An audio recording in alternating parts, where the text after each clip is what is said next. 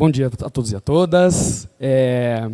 Acho que assim como o trabalho de todo mundo, esse trabalho que a gente vai apresentar agora faz parte, é um recorte, na verdade, da minha dissertação de mestrado, defendida no ano passado, na qual nós objetivamos identificar algumas potencialidades e fragilidades do processo de formação de árbitros brasileiros de ginástica artística masculina e feminina, entrevistando eles para que eles contassem um pouquinho da trajetória de como foram a participação dos cursos, a atuação em competições, para que eles pudessem dar aí uns highlights para a gente entender sobre esse processo e conseguir identificar o que foi legal e o que não foi tão legal, assim, para a gente poder tentar melhorar esse processo aí com eles, né? E aí, para cá, para o evento, nós optamos por trazer um pouquinho sobre o perfil de formação acadêmica e de atuação profissional desses árbitros dentro ali do seu ramo de atuação profissional. Bom, não sei se todos sabem, mas para trabalhar com arbitragem esportiva aqui no Brasil, não é necessário se ter uma formação acadêmica, né? Não é necessário que se tenha uma carreira ali relacionada em alguma área da educação física ou não. Muitas das federações esportivas elas vão cobrar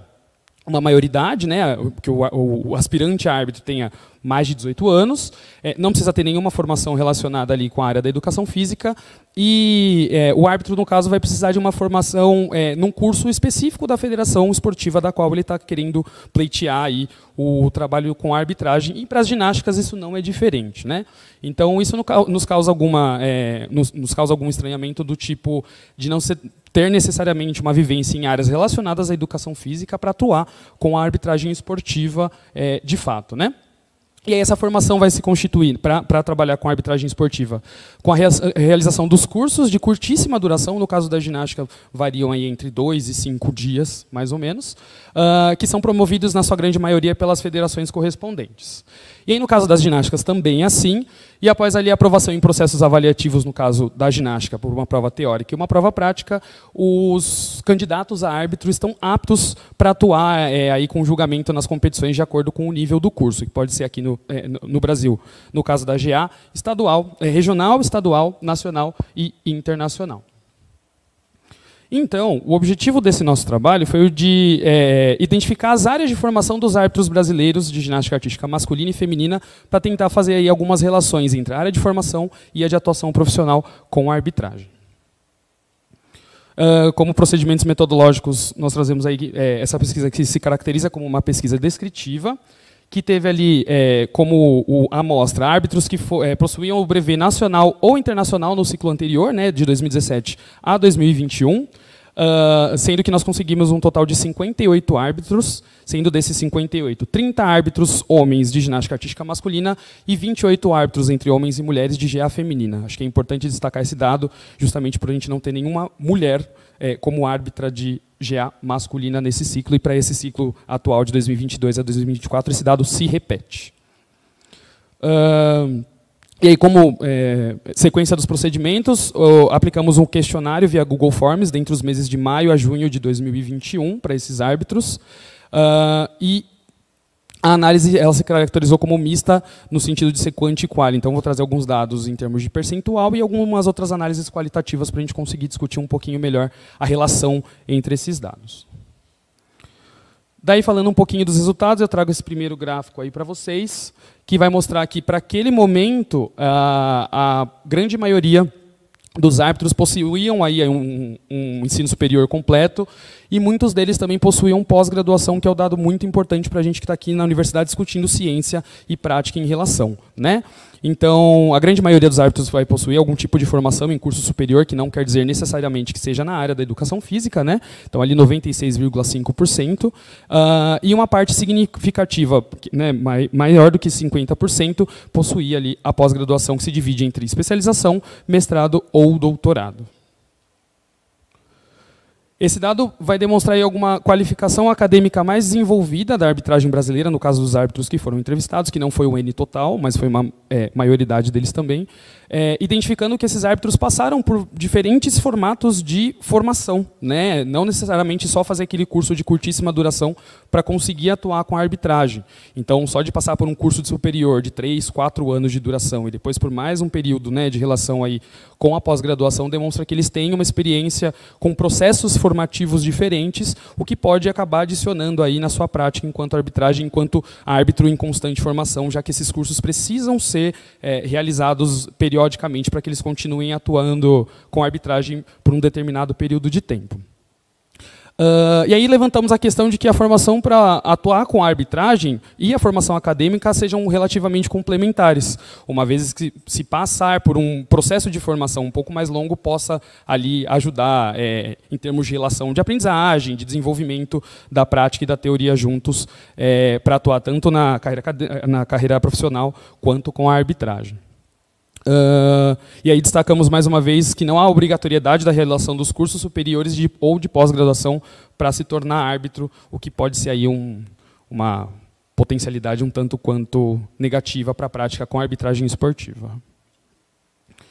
Daí trazendo para vocês alguns dados relativos à área de formação dos árbitros, no caso da GA feminina, a grande maioria dos árbitros e árbitras, ali 93%, são formados em educação física. Né? E aí a gente destaca outras duas áreas, que são a pedagogia e relações internacionais, que estão em números um pouquinho menores ali, e que demonstram para a gente que o pessoal da GA feminina aí tem uma relação um pouco mais estrita com a prática esportiva e de atividade física de forma geral. Quando a gente vai olhar para a área de formação dos árbitros de GA masculina, percebe-se uma diversidade muito maior, né, nas áreas de formação. Então, a gente tem a grande maioria deles atuando ali com educação física, 77%. Temos alguns que foram formados ali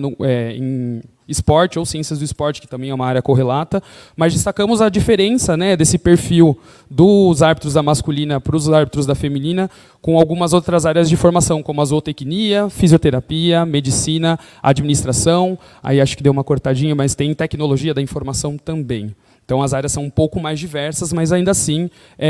reforçam aí essa diversidade na formação e essa diferente relação entre os árbitros da masculina com os árbitros da feminina.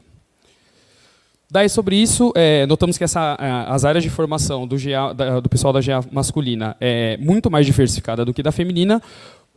mas ainda assim eles atuam em nível nacional ou internacional de arbitragem. Então a gente tem casos de árbitros que não são necessariamente da educação física, que não foram ginastas ou treinadores, que atuam com arbitragem no nível nacional ou internacional, identificando que eles têm ali um alto nível de conhecimento da modalidade, que a área da formação não precisa necessariamente ter uma relação com a prática esportiva. Já os árbitros da GA entrevistados, GA feminina, mostraram ter uma área de formação mais ligadas com as áreas do esporte e também com as áreas da educação, né, que a gente pode puxar aí para um campo mais sociológico, de que a mulher, entre muitas aspas, é mais criada para trabalhar com a educação, com áreas da pedagogia, enfim, e o homem não, enfim, daí daria para a gente conversar bastante sobre esse tema também. E aí com a maioria na educação física e na pedagogia, no caso da GA feminina. E, de forma geral, nota-se aí uma grande maioria com formação nas áreas educacionais e também nas áreas da saúde, né? Pensando que a maioria dessas pessoas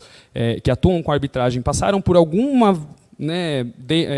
por alguma outra área dentro da ginástica, seja como atleta, como treinador, como professor de escolinha, de iniciação, enfim. Então, essa relação entre a área da educação física e da saúde, ela se mantém de alguma forma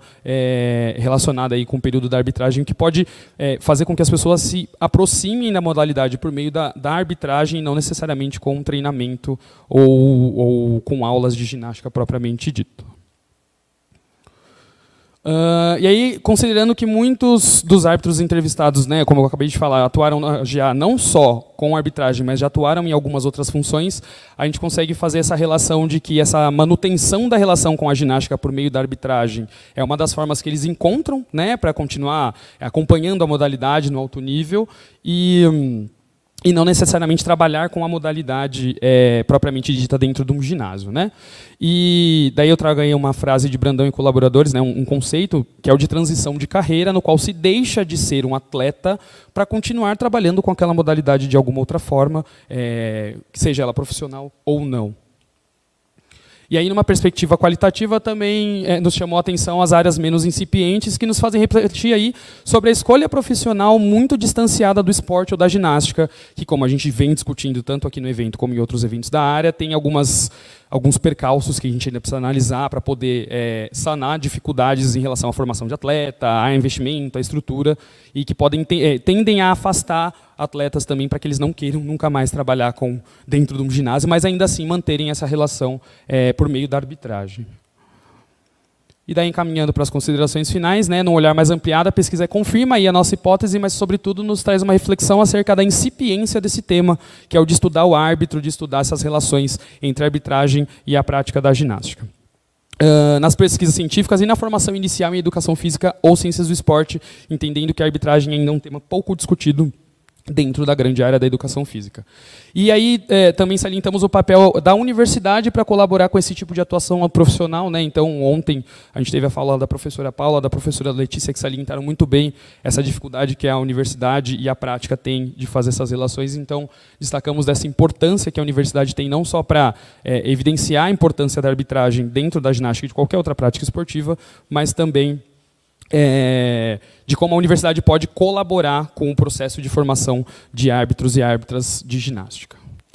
E aí comentar um pouquinho também que a vivência e a experiência nas diferentes esferas de atuação com a modalidade se mostram importantes, mas não se pode se afirmar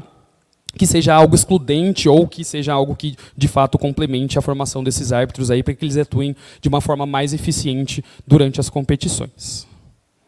E aí fica o meu muito obrigado, gente. Valeu. Obrigada, professor Matheus.